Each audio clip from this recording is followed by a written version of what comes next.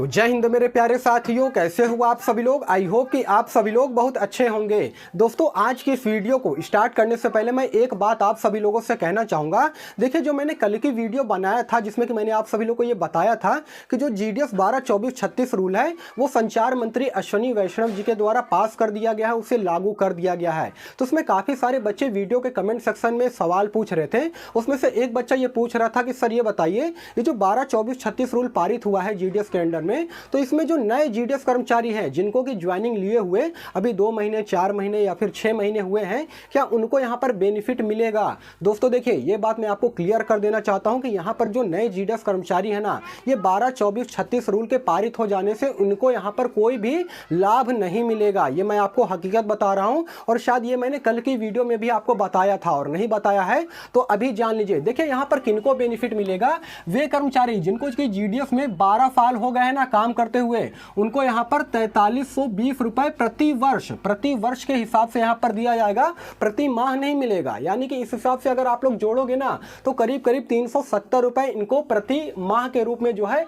जुड़ करके आएगा उनके TRCA में। उसके अलावा वे GDS कर्मचारी जिनको कि 24 साल काम करते हुए हो गए हैं भारतीय डाक विभाग में, उनको यहाँ पर 5520 रुपए प्रति वर्ष यहाँ पर दिया जाएगा। उसके अलावा जिनका 36 साल हो गया है GDS में काम करते हुए, इनको यहाँ पर 7200 रुपए जो है प्रति वर्ष यानी कि पर एनम के रूप में जो है उनके TRCA में इंक्लूड होगा। ठीक है ना। तो ये मत सोच लीजिएगा कि प्रति माह जो है इतना TRCA में उनके इंक्लूड होकर के मिलेगा। तो कहने का मतलब ये है कि यहाँ पर उनको बहुत ज़्यादा बेनिफिट नहीं मिल रहा है। आप सभी लोग अगर जोड़ोगे ना प्रति माह के रूप में तो 370 रुपए, 440 रुपए और 500 रुपए के आसपास निकल करके आएगा, उससे ज़्यादा आपको निकल करके नहीं आएगा। और देखिए, यहाँ पर मैं आपको एक बात और बता देना चाहता हूँ कि ये जो इस वक्त 12-24-36 रूल पारित किया गया है ना, जो संचार मंत्री अश्विनी वैष्णव जी हैं उन्होंने पास किया है इस रूल को, यहाँ पर एक पॉलिटिकल स्टंट भी आता है, क्योंकि आप सभी लोग को मालूम है कि लोकसभा चुनाव बिल्कुल सर पर है। ठीक है ना। और जब अंतरिम बजट बिल पास हुआ था, जब निर्मला सीतारमण जी अंतरिम बजट बिल पास किए थे, तो उस वक्त ये 12-24-36 रूल क्यों नहीं पारित हुआ। अब सवाल ये है ना कि उस वक्त भी नहीं पारित हुआ था। उसके अलावा ये है कि जब पोस्ट ऑफिस बजट बिल पेश हुआ था 2023 के अक्टूबर में, उस वक्त भी ये 12-24-36 रूल पारित नहीं किया गया था। देखिए, सवाल यहाँ पर यह है ना कि 2,70,000 GDS कर्मचारी जो है वो पूरी तरीके से नाराज है गवर्नमेंट से, सरकार से। ठीक है ना। तो उनको खुश करने के लिए केवल इस वक्त जो है 12-24-36 रूल पारित किया गया था, जिससे कि जो पुराने GDS कर्मचारी है ना, 2,70,000 GDS कर्मचारी पूरे भारत देश में काम करते हैं, उनको खुश किया जा सके। लेकिन देखिए, यहाँ पर जो जनता है, जो पब्लिक है, वो सब चीज समझती है, इतने भी वो बेवकूफ नहीं है कि किसी चीज को वो समझेगी नहीं। ठीक है ना। आइए अब अपने टॉपिक पर लौटते हैं। दोस्तों, मैं आज की इस वीडियो में बताऊंगा आपको जो भारतीय डाक विभाग में यानी कि पोस्ट ऑफिस में ये जो नई भर्ती आई है ना, उसके रिगार्डिंग में सारा A to Z जानकारी मैं आपको बताऊंगा। और सबसे खास बात यह है इस वीडियो की, इस भर्ती की, कि इसमें किसी प्रकार का कोई भी आपका रिटन एग्जाम नहीं होगा। अगर आपके पास योग्यता है ना, तो आप भारतीय डाक विभाग में IPPB यानी कि इंडिया पोस्ट पेमेंट बैंक में जो है वो नौकरी कर सकते हो। तो आइए डिटेल से जो है इस भर्ती को समझते हैं। तो सबसे पहले मैं आपको बता देना चाहता हूं ऑर्गेनाइजेशन का नाम, तो इंडिया पोस्ट पेमेंट बैंक की तरफ से ये भर्ती निकल करके आई हुई है। पद का नाम क्या है, तो देखिए पद की अगर मैं बात करूंगा तो एग्जीक्यूटिव के पद पे यहाँ पर भर्ती आई है। और दोस्तों, इस भर्ती का जो ऑनलाइन आवेदन है ना, वो कल की डेट से स्टार्ट हो गया था। देखिए, इस भर्ती का मैंने यहाँ पे स्क्रीनशॉट लगा दिया है, इसे आप सभी लोग अच्छे तरीके से देख सकते हो, रीड कर सकते हो। और डिटेल पे अगर देखना हो तो आप चले जाइएगा मेरे टेलीग्राम चैनल पर। टेलीग्राम चैनल का लिंक मैंने वीडियो के डिस्क्रिप्शन में ऑलरेडी डाल रखा है, वहां पर जा करके इस नोटिफिकेशन को भी आप देख सकते हो।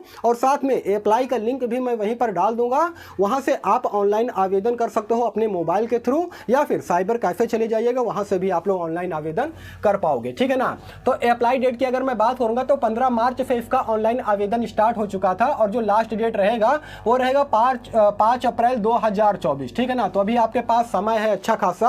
अगर आप एलिजिबल हो, आपके पास योग्यता है, तो आप लोग जरूर अप्लाई कीजिएगा, क्योंकि इसमें किसी प्रकार का कोई भी रिटन एग्जाम नहीं है, सीधी भर्ती है। मतलब कि इंटरव्यू के आधार पर यहां पर आपका सिलेक्शन होगा। ठीक है ना। ये सारी चीजें मैं अभी आपको आगे बताऊंगा वीडियो में।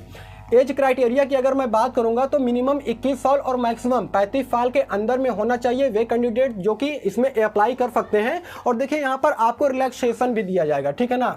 आर का मतलब होता है रिलैक्सेशन, यानी कि अगर आप ओबीसी कैटेगरी के अंतर्गत आते हो तो आपको 3 साल, एससी एसटी कैटेगरी के अंतर्गत आते हो तो 5 साल, और पीडब्ल्यूडी कैटेगरी के अंतर्गत आते हो ना तो आपको यहाँ पर 10 साल का जो है एज में रिलैक्सेशन देखने को मिलेगा। तो एज में यहाँ पर किसी प्रकार की कोई दिक्कत नहीं है। अगर आपके पास अगर पर्याप्त मात्रा में अगर एज दिया जा रहा है दोस्तों, यहाँ पर एज है तो आप लोग जो है अप्लाई कर सकते हो, ठीक है ना।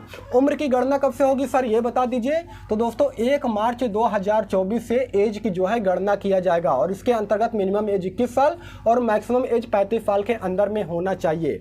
अब देखिए सबसे बड़ी बात यहाँ पर ये आ जाती है ना कि सर ये बताइए आवेदन शुल्क कितना लगेगा, और यहीं पर दोस्तों यहाँ पर समझ लीजिए कि काफ़ी सारे बच्चे ये आवेदन शुल्क दे करके ही फॉर्म को अप्लाई नहीं करेंगे। पता है क्यों? क्योंकि यहाँ पे थोड़ा सा आवेदन शुल्क जो है वो ज़्यादा लिया जा रहा है।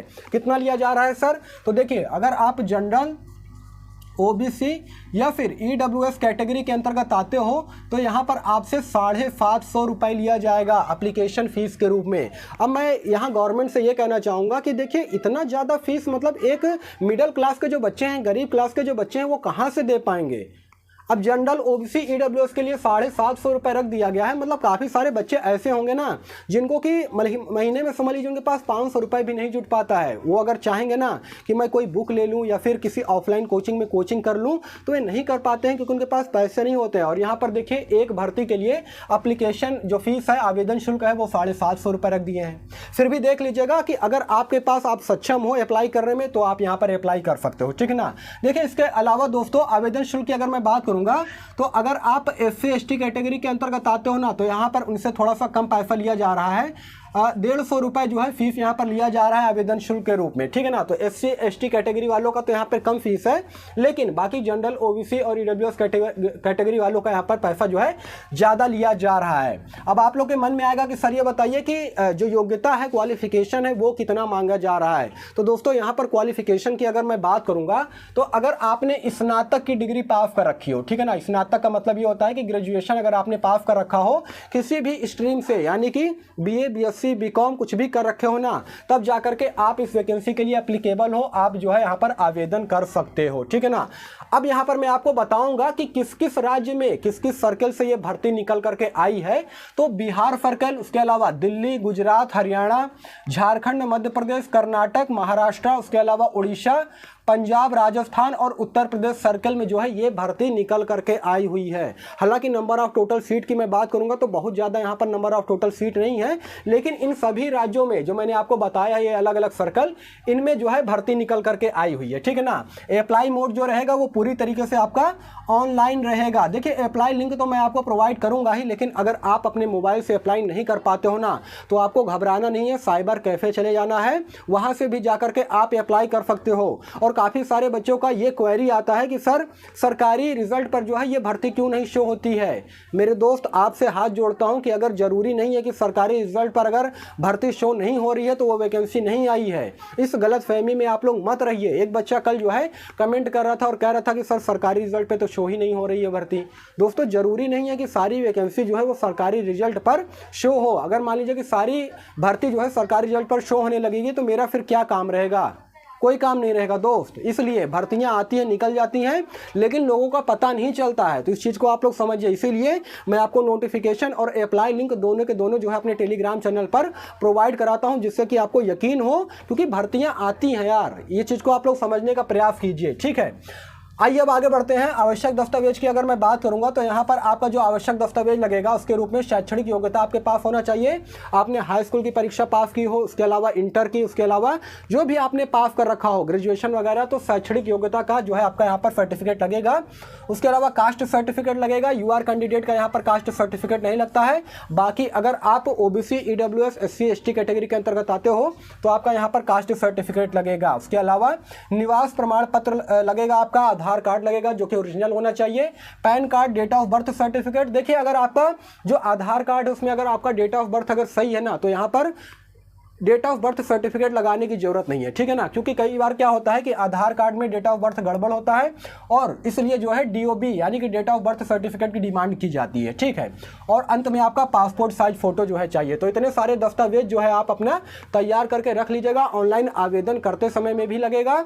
उसके अलावा जब आप डीवी करवाओगे ना, यानी कि डॉक्यूमेंट वेरिफिकेशन करवाओगे, उस वक्त भी ये आपका डॉक्यूमेंट जो है यहाँ पर लगने वाला है। ठीक है, अब सबसे लास्ट में हम लोग बात कर लेते हैं भर्ती प्रक्रिया यानी कि सिलेक्शन प्रोसेस के बारे में कि सर ये बता दीजिए कि इसका सिलेक्शन प्रोसेस किस प्रकार से होगा। तो दोस्तों जैसा कि मैंने आपको शुरुआत में ही बता दिया है, किसी प्रकार का कोई भी यहाँ पर रिटन एग्जाम नहीं होगा, यानी कि इंटरव्यू के आधार पर यहाँ पर आपका सिलेक्शन होने वाला है। ठीक है, तो नो रिटन एग्जाम, सीधी भर्ती है, इंटरव्यू के आधार पर यानी कि साक्षात्कार के आधार पर यहाँ पे आपका सिलेक्शन होगा, दस्तावेज सत्यापन होगा। अगर आप इंटरव्यू क्रैक कर ले गए उसके बाद आपका डीवी होगा, जो कि मैंने आपको बता दिया है कि कौन कौन से दस्तावेज आपका यहाँ पर लगेगा। इसे या तो नोट कर लीजिएगा या तो इसका स्क्रीनशॉट आप ले सकते हो। ठीक है, और जब आपका डीवी कंप्लीट हो जाएगा, सक्सेसफुल हो जाएगा, तो अंत में आपका एक छोटा सा मेडिकल करवाया जाएगा और उसके बाद फाइनली आपको यहाँ पर ज्वाइनिंग जो है दे दी जाएगी। देखिए ये जो भर्ती निकल करके आ रही है दोस्तों, वो इंडिया पोस्ट पेमेंट बैंक, जिसे हम लोग शॉर्ट में IPPB के नाम से जानते हैं,